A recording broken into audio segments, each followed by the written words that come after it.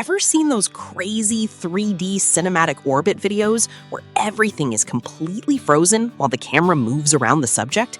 They're blowing up all over social media right now, and the best part is you can make one for free using just a selfie and Gemini Omni. Let me show you how. First, open the Gemini Omni website and sign in with your Google account.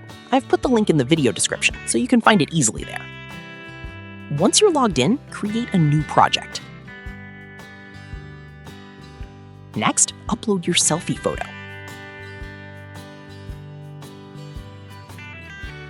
After that, switch to video generation mode and select the ingredients option.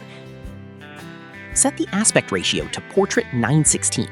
For the video model, choose Omni Flash and set the duration to 10 seconds. Now add the selfie you uploaded as the reference image. The next step is super easy. Just copy the prompt I've provided in the video description and paste it here exactly as it is. Don't change anything. Once everything is ready, hit send and wait a few minutes while Gemini Omni generates your video. And that's it! Your 3D cinematic frozen action orbit video is ready.